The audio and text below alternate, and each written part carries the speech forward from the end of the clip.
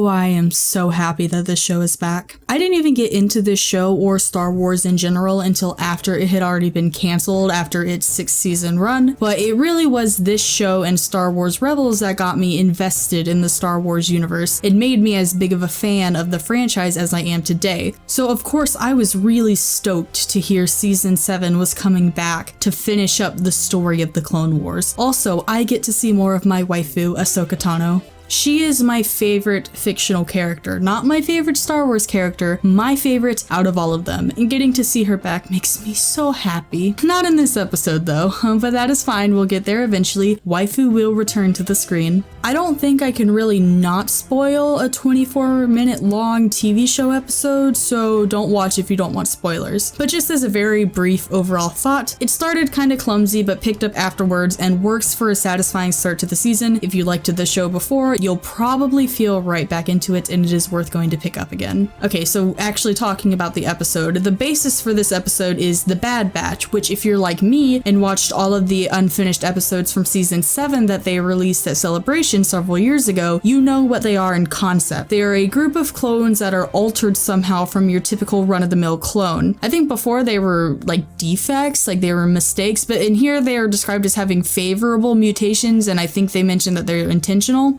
That's how I think they worded it in the show. So this episode is still different from the old version. If you saw the old one, it's not going to be interchangeable with this one. I can't tell you if this episode is better or worse, because it's just been so long since I've watched the original version of this that I just can't make an accurate comparison. Though I will say, if my memory serves me well enough, they cut that joke out about the Bad Batch having a pinup of Padme on their ship and Anakin getting super pissy about it, which really just needs to happen because that was top tier comedy. There's still a chance for that to happen though, so I won't be too mad yet, but it better happen, Filoni. Also, if you watched those previous episodes, you already know exactly what's going to happen with the whole Echo thing, assuming they didn't do some major rewrite about the conclusion to that narrative. Though so far the setup is very similar, it is hard to imagine that they will veer off the beaten path too much. And there's nothing wrong with that. I don't think they tried to overly make it a mystery since they figured a lot of fans would already know, but they still made it interesting for those who had no idea, which is a really good positive note. Alright, so just starting at the beginning of the episode, I was honestly like a tad nervous at first because the dialogue was very clunky. Rex especially said things purely for expositional purposes that really didn't flow with the conversations he was having, which the clones you might not expect to be the best at normal human conversation given the circumstances of their upbringing, but still, given we have seen most of them talk perfectly normally, it's a standout when they don't. And the delivery for some of the lines was just not that great. Like most of the times it was perfectly fine, but I don't know if D. Bradley Baker has just not done this in a while or if the direction was weird, but it is just kind of strange. It's not too huge of an issue for most of the episode, so it's just kind of there. And some of it wasn't Baker. Like at times there was just a fraction of a second too long between characters starting their respective lines of dialogue, which is an editing thing since this is animated, and the sound mixing at times was odd. Like characters that were meant to be talking in hushed voices or whispers sounded just as loud as normal talking levels. And I kind of mentioned earlier that I have not watched the show in a very long time, so I don't remember if this stuff was par for the course or not.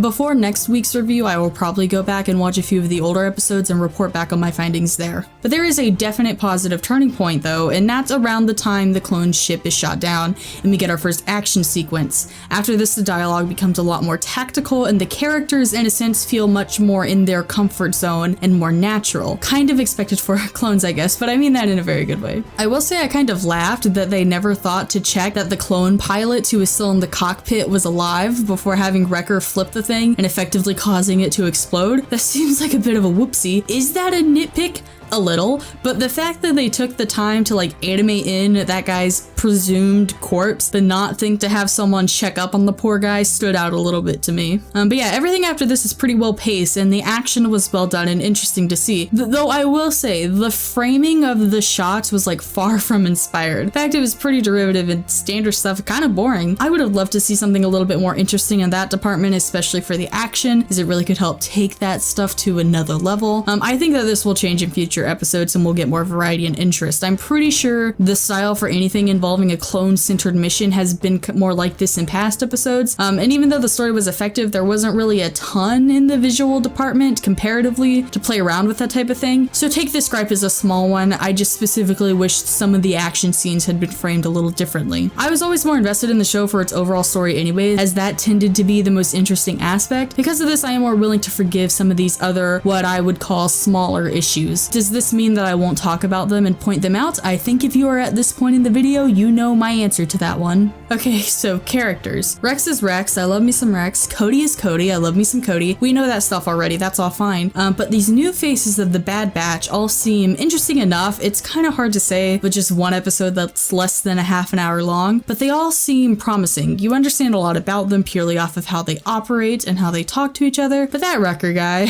like, I get it. He's supposed to be like the big, dumb, comic relief orc type character. But I just found some of his outbursts kind of annoying. Like, they're not constant, so there's that. And back to that line delivery thing, it just didn't flow well, and they felt kind of tacked on to his other lines of dialogue. Weird, but otherwise he served a fine purpose on the archetypal team of the strong man. Also, speaking of all other mutations, let's run through this. You have the strong boy, the smart one, the sniper, and then you have the guy that can sense the electromagnetic fields of an entire planet. That's quite the jump, wouldn't you say? I'm positive that that was written in to explain something that'll happen in a future episode. And like, they had that line about holomaps potentially being wrong while Hunter is never wrong. Gee, I wonder if that'll come into play later. Which, to be fair, they don't do like that over dramatic like statement of it, like holomaps can be wrong, Hunter is never wrong. Like, they said it pretty normally, but still, like, that line was clearly just there to set up something that's gonna happen in the future. And then just that ability seems like such a reach. Like, I'm fairly positive that that would make Hunter more intuitive than like a Jedi in some senses. Basically, Hunter is OP and I expect a nerf in the next patch notes, thank you. So Admiral Trench is back and he succeeds at being fairly intimidating and seemingly like an intelligent villain despite his short screen time, which is nice. I get really tired of seeing deadly stupid villains. It's really old and annoying. And getting to see a more tactical side from the clones and the separatists is always something that I like to see, and it's something this episode really capitalizes on in fun action scenes that don't feel dumb or just like action for the sake of flashy things on the screen. I have my note about the framing, but it really is just a lot of fun to get to see some of the war moments about the Clone Wars, which is something the prequel trilogy notably lacked, as in just skipped over it completely, hence the existence of the show in the first place. And then just one last note, I found it funny when like Tech was pulling the signal in and they heard it come in and he was like, it sounds almost human. Like, that is like an Earth-centric, if you will, viewpoint on things, because there are like so many creatures in the galaxy that I can think of that are just canonical Star Wars things that sound way closer to that than a human being. Just saying.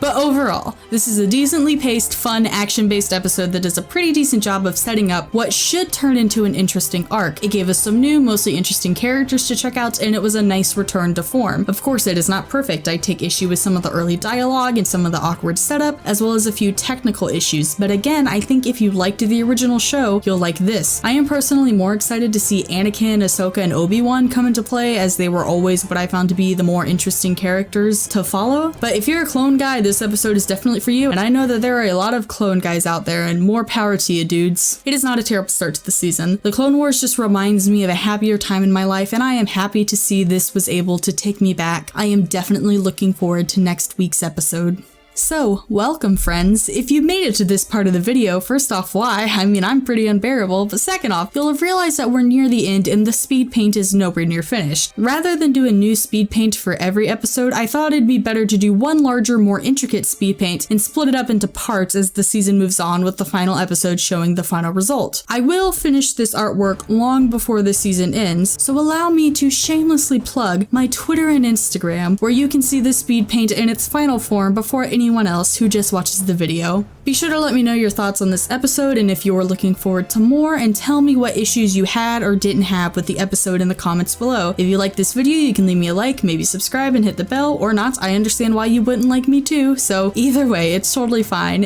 and I hope you all have a great day. Bye.